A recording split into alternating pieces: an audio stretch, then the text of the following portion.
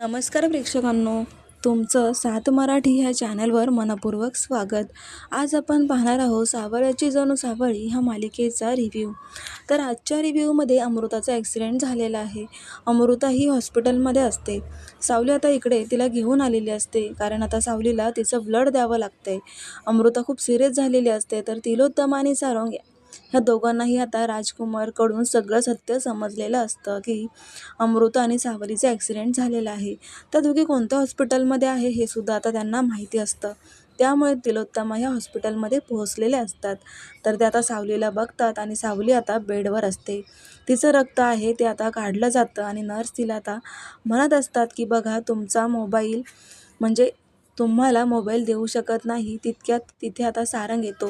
सारंगला बघून सावली खूप घाबरते आणि त्याला लगेचच मिठी मारते. पण नर्स म्हणतात की मॅडम, इथे असं ओरडू नका, तुम्हाला आता काळजी घ्यायला हवी.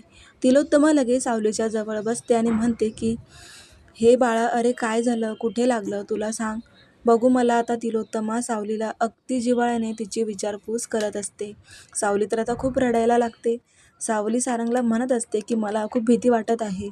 तर चंद्रकांतजी म्हणतात की अगं पण अमृता, तुला इथे घेऊन कशी आली असल्या अवघड अवस्थेमध्ये, एवढ्या सुनसान रस्त्यावरून त्या गोष्टी आता कशा काय होऊ शकतात? सावली म्हणते, अहो बाबा, हे काय बोलताय तुम्ही?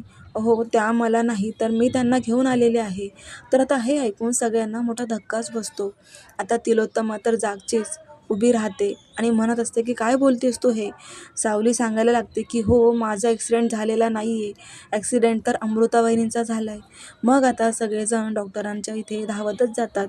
सगळेजण आता अमृताला पाहण्यासाठी बाहेर निघालेले असतात. तिलोत्तमा लगेच डॉक्टरांच्याकडे जाते आणि त्यांची विचारपूस करायला सुरुवात करते. डॉक्टर, अमृताची तब्येत कशी आहे मला सांगा, आम्हाला तिला बघायचं आहे. डॉक्टर म्हणतात, हे बघा, त्यांची कंडिशन खूप क्रिटिकल आहे. आता इकडे ICUमध्ये त्यांना आम्ही ठेवलेलं आहे. तिलोत्तमा म्हणते की ती शुद्धीवर कधीपर्यंत येईल? डॉक्टर सांगतात की आम्ही काही सांगू शकत नाही, कारण त्या खूप अशा कंडिशनमध्ये आहेत की त्यांना आता जो कोर्स दिलेला आहे, जे औषधं देतो आहे आम्ही, ते आता बाळासाठी चांगले नाही आहेत, कारण त्या प्रेग्नंट आहेत आणि आता आम्ही जो डोस देतो आहे ना, तो खूप हेवी आहे. त्यामुळे बाळाच्या जीवाला धोका निर्माण झाला आहे. हे ऐकून तर घरातल्यांना आता खूपच भीती वाटू लागते. सगळ्यांना मोठा धक्काच बसतो की आता नेमकं कसं करायचं हे सगळं. सावलीसुद्धा तिथेच असते. आता तिलोत्तमा डॉक्टरांच्या पुढे हात जोडतात. प्लीज, त्या दोघांच्या जीवाला धोका आहे, पण तुम्ही प्लीज डॉक्टर काहीतरी करा ना. मला असं वाटतं की तुम्ही दोघांचेही जीव वाचवायला पाहिजे. लवकर सुखरूप दोघांना बाहेर काढा. तिलोत्तमा डॉक्टरला खूप विनवणी करत असते.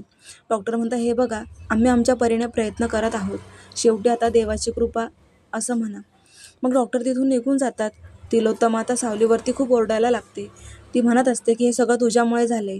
तुला काय गरज होती गं तिला बाहेर घेऊन जाण्याची? सावली म्हणते, अहो मी खरंच काही केलेलं नाही आहे. मग आता सावली बोलतच असते की इकडे तारा आता खूप टेन्शनमध्ये असते. तारा आणि राजकुमार हॉस्पिटलला गेलेले असतात. आता त्यांनी नीलला सांगितलेलं असतं. मग नीलसुद्धा खूप काळजी करू लागतो. नीलसुद्धा सारंगकडे विचारपूस करत असतो की काय झालं आहे, सावलीची तब्येत कशी आहे? पण सारंग सांगतो की सावलीचा ॲक्सिडेंट झालाच नाही आहे, ॲक्सिडेंट तर अमृता वहिनींचा झाला आहे. हे ऐकून आता सगळ्यांनाच मोठा धक्का बसतो. मग काय, आता सावली घरी आलेली असते. सावली घरी येताच खाणं म्हणजे जेवणाची तयारी करायला लागते, कारण तिला हॉस्पिटलमध्ये डबा घेऊन जायचा असतो. सावली आता किचनमध्ये काम करत असते. तितक्यात आता तारा त्या ठिकाणी येते. सावली ताराला एकदम असं बघून दचकते. सावली ताराला लगेच म्हणायला लागते की खरंच काही केलेलं नाही आहे का? तर आता यामध्ये माझी काही चुकी नाही आहे, असं आता ती सांगू लागते. मी खरंच निर्दोष आहे, सगळं ती सांगते. पण तारा म्हणते, अगं सावली, काय करते, शुद्धीवर ये, पानावरती. तू हे काय बोलतेस? काय बडबड चालू केली आहेस? तू काही केलंच नाही आहेस, तर तू काही करशील म्हणून. मग सावली म्हणते, अहो हे सगळं झालं माझ्यामुळे. झालं का? सांगा ना मला. मला खूप गिल्ट वाटते हो. तारा तिला समजवत असते की हे बघ सावली, काही नाही आहे गं असं. तू उगाच स्वतःवरती म्हणजे असं दोष देऊ नकोस. स्वतःवरती का ओरडतेस तू? तू काय जाणून बुजून केलंस का? ताराने असं समजवल्यावर मग आता इकडे सावली सांगू लागते की आम्ही रोडवरती होतो. अमृता वहिनींनी माझा जीव वाचवण्यासाठी स्वतः त्या ह्याच्यामध्ये अडकल्या आहेत. सावली सांगते की असं सगळं म्हणजे होत असताना हे इतकं अचानक घडलं की मला काहीच कळत नाही की हे सगळं कसं घडलं. तारा म्हणते की वहिनींना हे तू तर नाही ना जबरदस्ती केली, त्यांच्या मनाने त्या गाडीमधून उतरल्याने तुला वाचवलंस ना. मग सावली, तुला एवढं गिल्ट वाटण्यासारखं काय आहे? तर सावली तिच्या रूममध्ये निघून जाते. इकडे विठ्ठलाच्या पुढे हात जोडून ती पाया पडत असते. विठ्ठलाला विनवणी करू लागते की दोघांचाही जीव लवकरात लवकर वाचू दे, अमृताबहिणींना शुद्धीवर येऊ देत. मग आता सगळं सावलीला आता देवाला सांगायचं असतं. पुढे आता सावली ही आटपते आणि आता हॉस्पिटलमध्ये डबा घेऊन जायला निघते.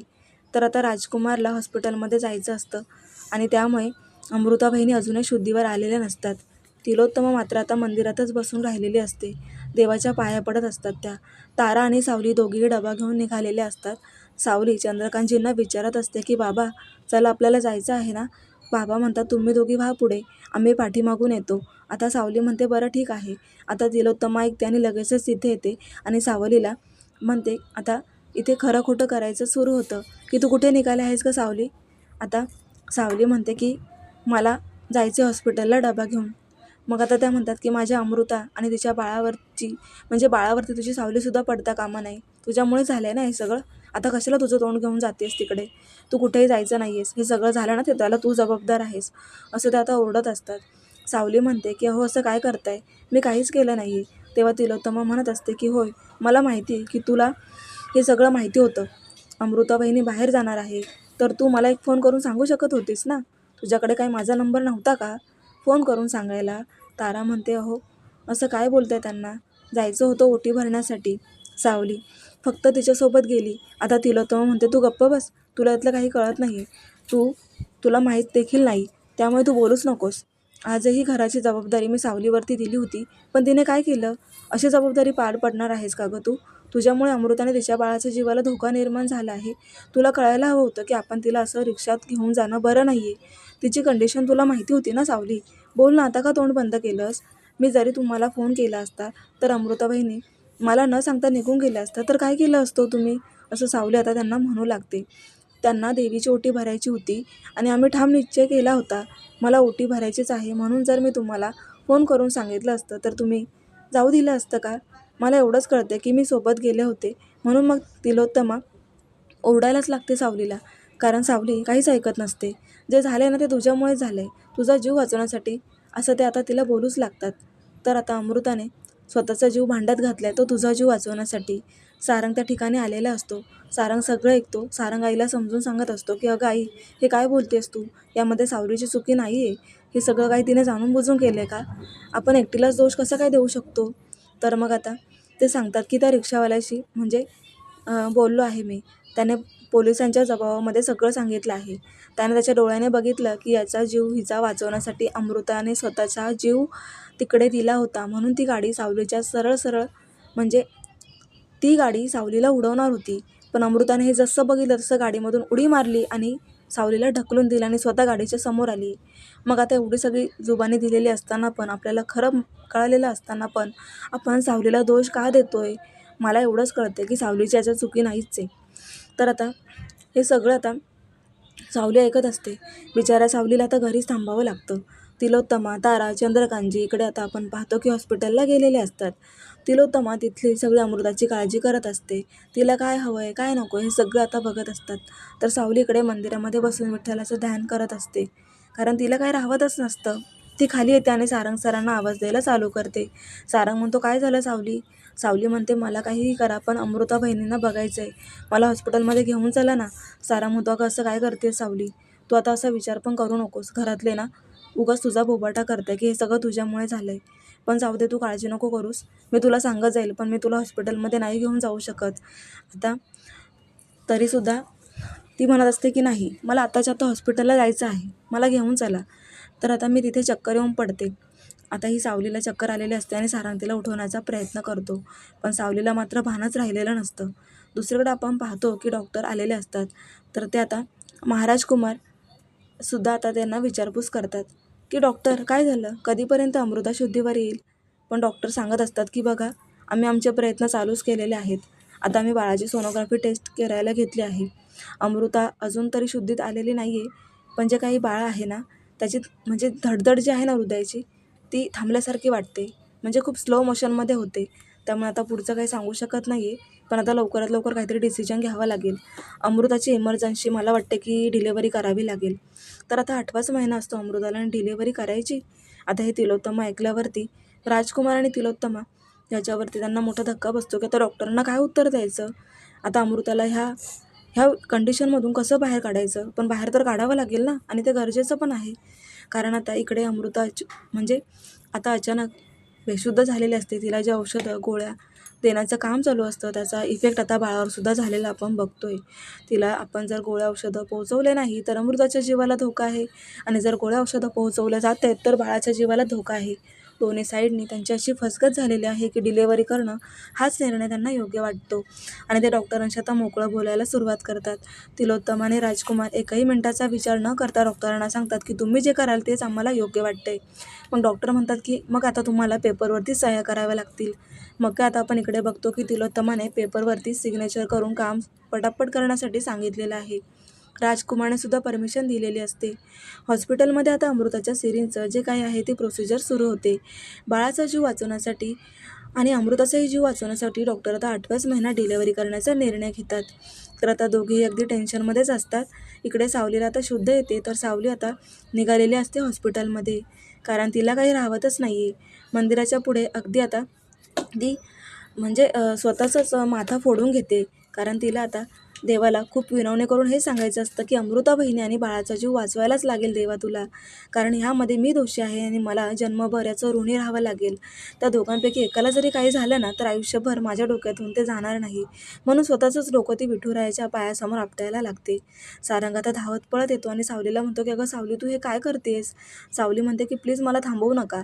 जोपर्यंत अमृता बहिणी त्यांच्या बाळाचा जीव वाचत नाही तोपर्यंत मी इथनं उठणार नाही. सारंग आता खूपच तिच्यावर आता चिडायला लागतो की प्लीज हे बंद कर, कारण सावलीने डोकं फोडून रक्त असं असं काढलेलं असतं.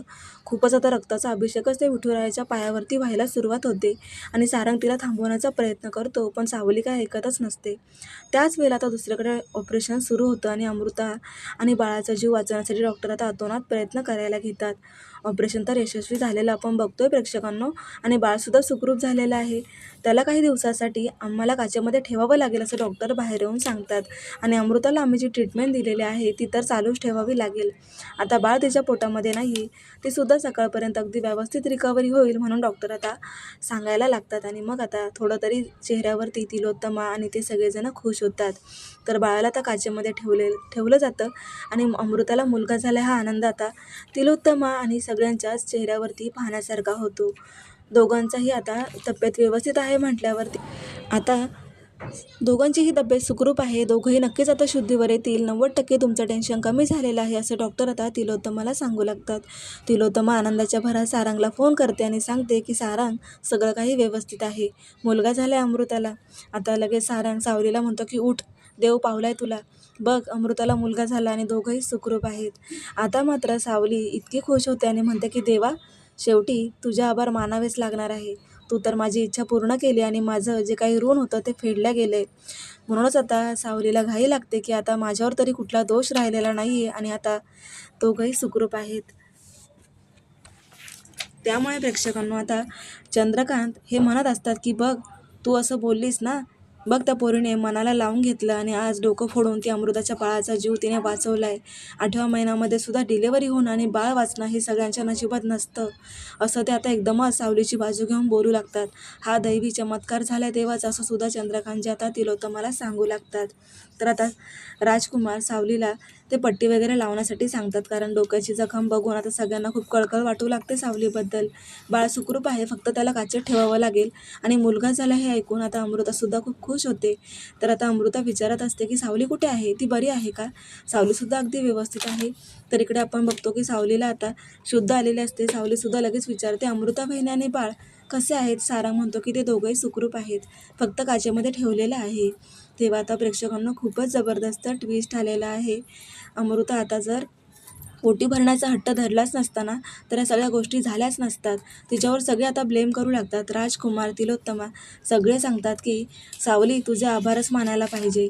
तिलोत्तमासुद्धा आता पुन्हा एकदा बाजू कमजोर करत सावलीला सांगू लागते की आता हात वगैरे जोडण्याची गरज नाही आहे, सगळं काही ठीक झालेलं आहे.